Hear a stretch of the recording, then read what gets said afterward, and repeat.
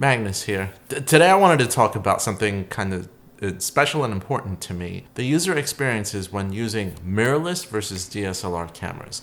Now, a short time ago, I had visitors come to New York City, and I decided to see them for a couple of days. And in those couple of days, I decided to take my 5D Mark IV, this is the 6D, but a mirrored DSLR, versus the NX1, mirrorless camera. Not so much for the features and everything that it does, though that did play a part in my user experience, but from a usability standpoint, when taking pictures and taking video, which one did I prefer to take? Let's check it out.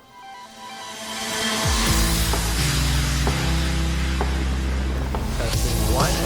Behind you with like the clouds, the sky and everything, and still be able to we've got the Rode VideoMic. Here we go. M50. What do you guys think?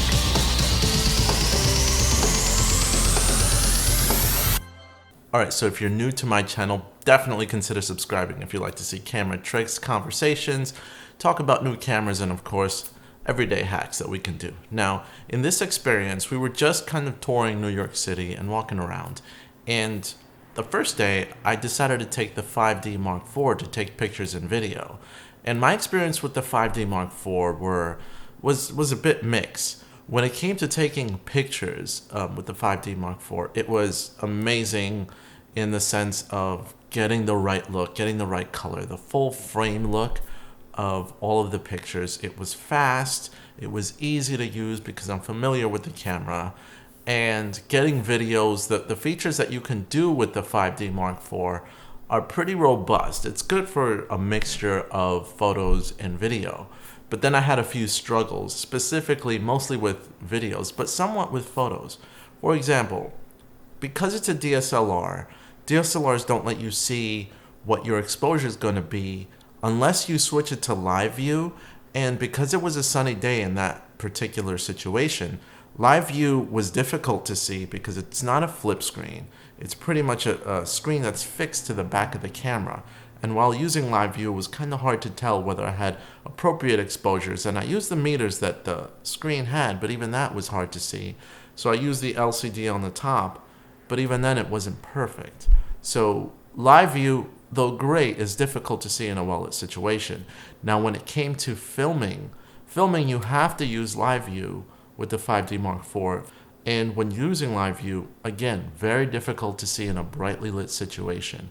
And the limits of this camera in particular were that autofocus does not work when doing slow motion, 120 frames per second in 720p, which that in itself, 720p, not too much of a big deal for me, but when filming and not having the functionality of autofocus, I had to try to manually focus, and while doing that, I missed focus a ton of times, and because it's a full frame camera, depth of field is a bit more shallow, which is great for cinematic purposes, but difficult to work with when you're trying to focus in on your subjects.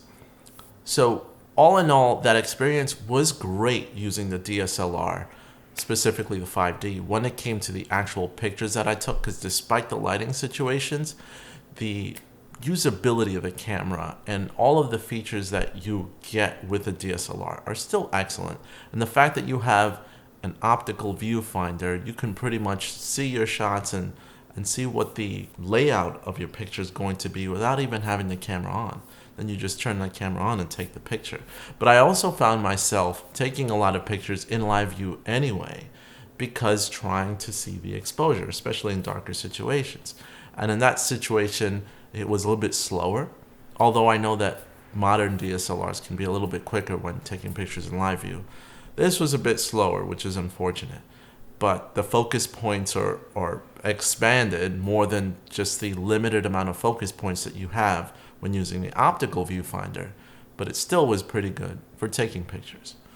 Now, second day, day 2, I had the Samsung NX1, and this of course is a mirrorless camera, smaller sensor size, but the functionalities are there, which is what I needed. And all in all, my experience with the NX1 was that I was surprised. I was afraid that because it's a mirrorless camera, that it would be a little bit more of a drain on the batteries. So I bought more than enough batteries to take with me for the day. And the batteries itself, when compared to the 5D Mark IV, lasted about the same. It was about 1.5 batteries that I used in the same shooting experience.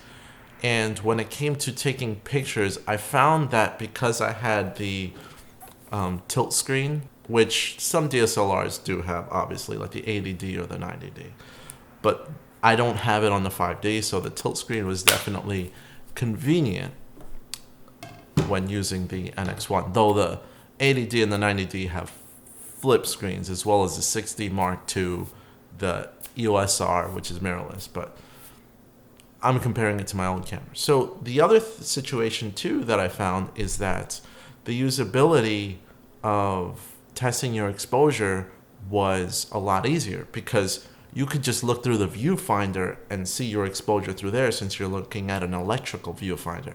And I was just shooting away without having to take a shot, look, take a shot, look. It was just perfect. And then on the video side of things, a lot easier. I can look through the viewfinder to record video, which is nice when it was a well-lit situation. But I could also look at the back of the screen, and the screen was nice and clear. And when recording slow motion, which I did a lot of slow motion that day, even in darker situations, the slow motion on this camera had autofocus, and it was 1080p at 120 frames per second. And it even recorded audio at 120 frames per second. So that those added features, which could be put in a DSLR, were just convenient to have in the mirrorless situation. Basically, you might say, okay, maybe it's because your mirrorless camera came out after your DSLR, so what are you comparing? And why this is not even a fair comparison? Well, to be honest, the mirrorless camera that I have came out before the 5D Mark IV. So that, from a technology excuse, it was just kind of limited. Though modern DSLRs are starting to get a lot more of those features, the missing electronic viewfinder in itself, as well as the fact that you have to look at the back of your screen in a well-lit situation just to get what your exposure might be, versus a mirrorless camera where you can just look through the viewfinder and you just get no problems. And that in itself is really why I think mirrorless cameras, at least for this shooting situation, was an advantage. The mirrorless camera and being able to use the electronic viewfinder saves so much time, and then the added features that I had made shooting with the mirrorless camera a much more pleasurable experience. But that's only half the story. When you look at the footage and when you look at the pictures, what's the result there?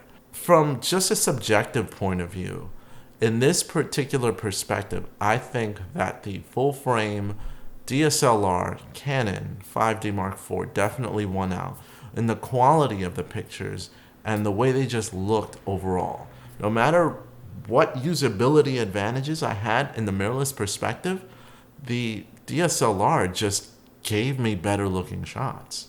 And that, I think, it has to do with the internals of the camera, with the processor, and how it treats photos. Though NX1 did an amazing job, of course, as well. When I took photos with the NX1, it did an amazing job, but at the same time, it just didn't compete, from my perspective, from a quality standpoint. You guys are looking at the footage, you guys are looking at the pictures that I took. Let me know what you guys think in the comments down below. Did I bore you? I know I bored myself with that type of talk, but I just wanted to get it out there. Going forward on my channel, I got a couple of more different ideas that I want to focus on, specifically when it comes to this whole camera business in general, and different ideas that you can do with the cameras that you have, from a cell phone all the way to expensive cameras. But of course, let me know what you guys would like to see in the future, and please keep watching my channel. I appreciate all the attention. Leave a comment down below, and as always, like, share, and you can make my day if you subscribe today. This is Magnus, and I'm out. See you guys later.